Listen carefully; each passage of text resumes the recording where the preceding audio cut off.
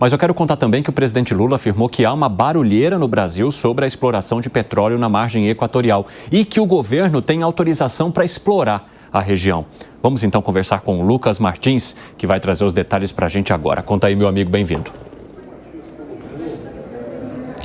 Exatamente, Evandro. Muito boa tarde para você, para todos que nos acompanham aqui no 3 em 1. O presidente Lula defendeu aí a exploração de petróleo na margem equatorial. A declaração foi dada durante um evento que ele participou com autoridades do setor automobilístico e durante esse evento eles discutiam aí sobre combustíveis sustentáveis. O presidente Lula, durante a sua fala, disse que o Brasil não pode abrir mão desse combustível fóssil. Vamos ouvir um trecho do que o presidente disse. Tem uma celeuma no Brasil sobre a exploração de petróleo na margem equatorial. Foi dada a licença do IBAMA para que o IBAMA comece a fazer pesquisa. Eu tenho dito que não é possível ninguém abrir mão do combustível fóssil de um dia para a noite. Eu prefiro construir o fim da utilização do combustível fóssil.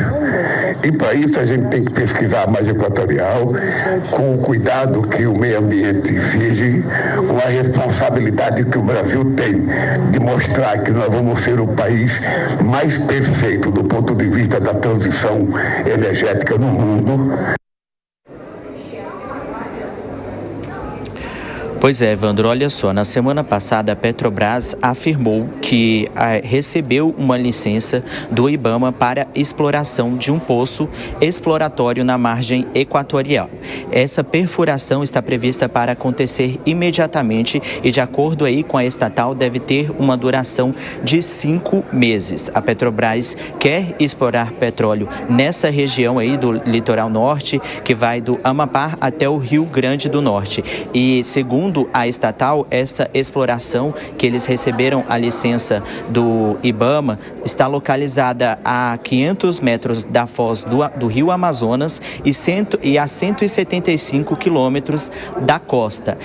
Os estudos indicam que pode haver muito petróleo ali nessa região. Esses dados foram apresentados já pela Petrobras e é um estudo aí parecido com o que foi encontrado na Guiana também e no Suriname. Então, são essas declarações do presidente, o presidente aí se posicionando em relação a essa exploração de petróleo, defendendo essa exploração de petróleo na margem equatorial. Um tema também que é bastante discutido aí entre especialistas e também o governo. Então, há um embate aí entre essas questões que são, de acordo com os ambientalistas, muito sensível, né? Então, é um posicionamento do governo, uma sinalização de que o governo é a favor da exploração na margem equatorial. Volto com você, Evandro. Obrigado pelas informações, Lucas. Bom trabalho aí em Brasília. O Bruno Musa, e rapidamente, porque daqui a pouco eu tenho que receber o pessoal da rádio, o presidente Lula demonstra uma vontade gigantesca de fazer essa pesquisa, essa exploração, e eu acho que ele até vai se explicando antes da COP chegar, né? De que o fato de ter uma reserva de petróleo, como a que se espera na margem equatorial, não pode fazer com que o Brasil simplesmente não entenda o tamanho dessa riqueza. Bom, para sermos objetivos aqui, Evandro, quando durante a pandemia o politicamente correto tomou conta do mundo e da economia, como se ninguém precisasse mais de combustíveis fósseis, todo mundo parou com o carvão, parou com o petróleo e deu o que deu. Todo mundo ficou dependente do gás da Rússia e o preço da energia explodiu e a escassez dela tomou conta da Europa e acabou impactando absolutamente tudo, como nós já sabemos.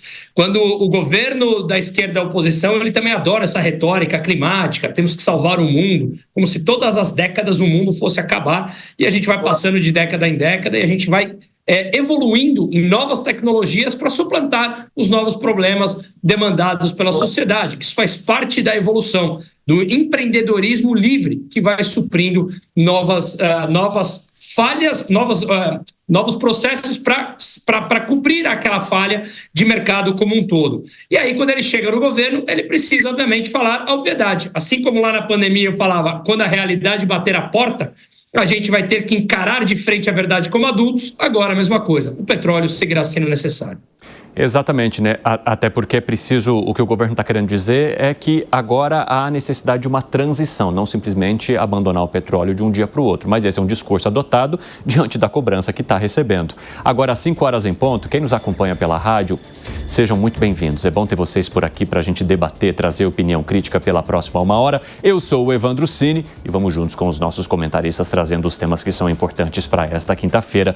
Ô Alan Gani, e como que o governo vai modular? Ou eu te pergunto, há necessidade do governo modular esse discurso? O presidente Lula nunca escondeu que tem vontade de entender o que há ali na Foz do Amazonas, na margem equatorial em termos de petróleo, até olhando para as riquezas que outros países que exploraram parte do mesmo espaço tiveram.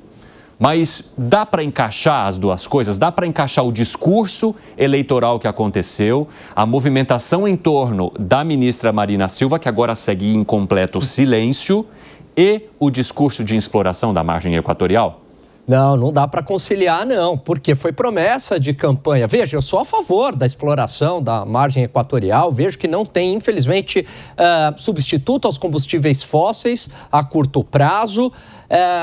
A exploração pode sim trazer um ganho estimado quase de R$1 trilhão para o país, pode reduzir a pobreza, desenvolver a região. Acontece que o presidente foi eleito com outro discurso, né? Colocou ali a Marina como uma espécie de peça publicitária, então com toda essa agenda ambientalista. Chegou na prática, está fazendo diferente. Então não dá para conciliar. É claro que a exploração, principalmente a oposição, a direita, isso não desagrada esse pessoal, mas ele vai ter que prestar contas internamente, principalmente para a esquerda mais progressista. Fala, Piperno.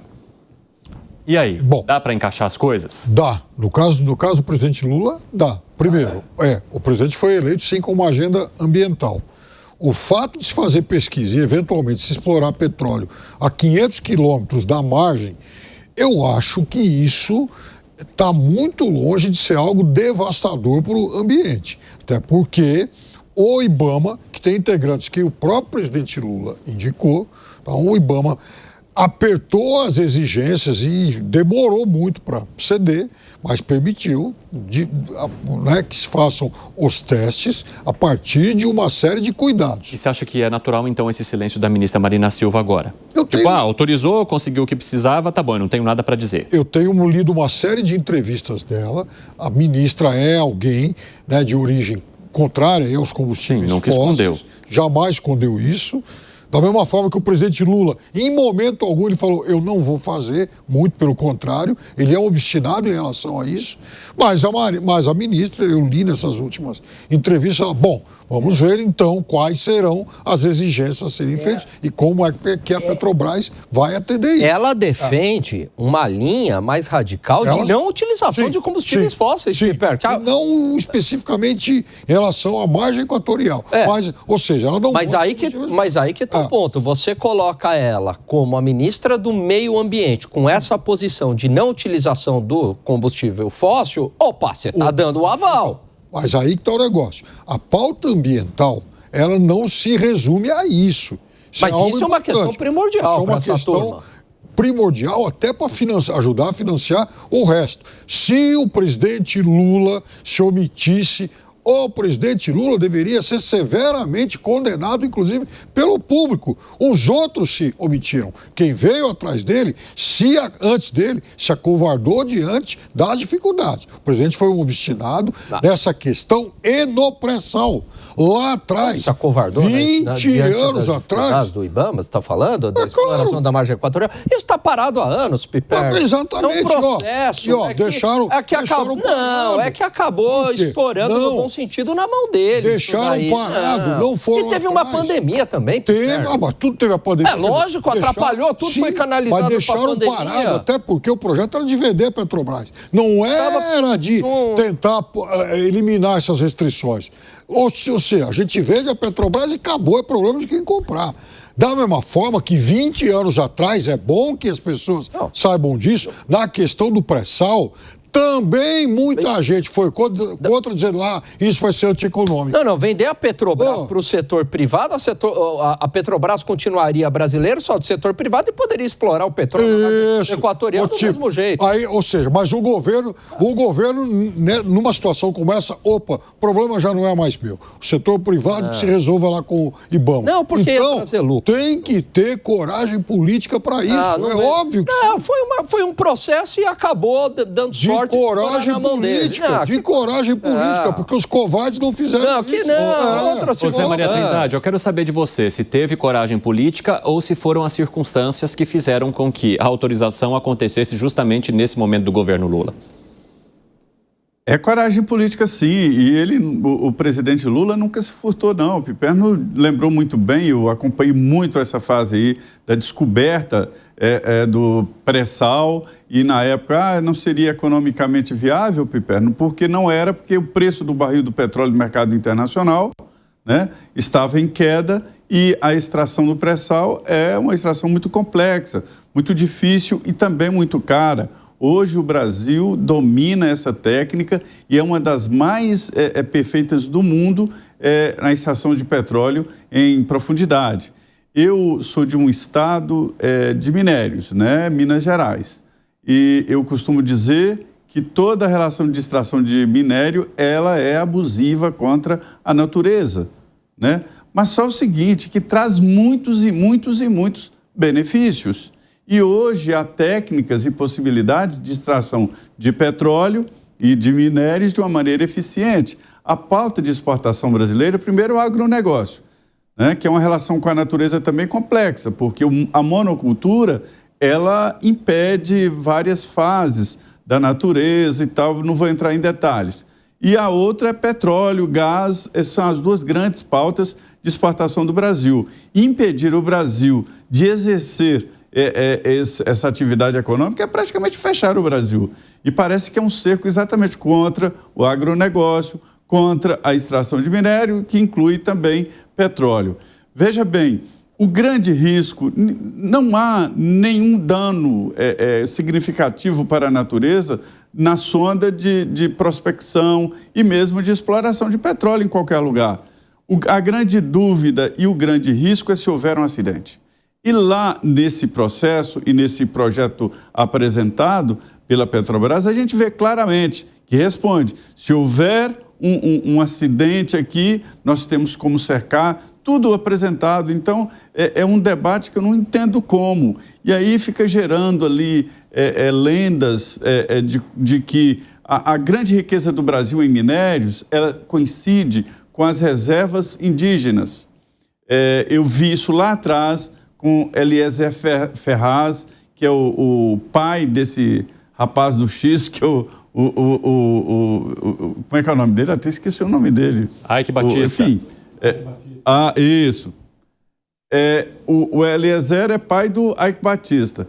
E ele, no governo Collor, fez um planejamento total do Brasil de grandes jazidas, e esse planejamento caiu na mão do Ike Batista. E a gente vê a coincidência de reservas indígenas. Por que isso acontece? Tem gente que diz que é intencional, há quem diga que é coincidência. Mas o Brasil não pode sentar em cima de uma riqueza assim, principalmente do petróleo. A previsão, eu não sei quanto tempo, é de que o petróleo vai perder a importância e será antieconômico mesmo, a extração em profundidade ou mesmo em regiões inóspitas, pelo preço barato do mercado internacional. Mas não chegamos a isso e temos que explorar. E é uma coragem que luta inclusive com setores do governo e com a Marina Silva. A Marina não gosta dessa ideia, não. E aí, ela quer o quê? Né? Como é que os ambientalistas querem andar? Não andam de carro? Não andam de avião? Como é que é? Né? Aí pousam de sagrados e tal. É sim danoso, mas traz muito, muito, muito, muito mais benefícios do que danos.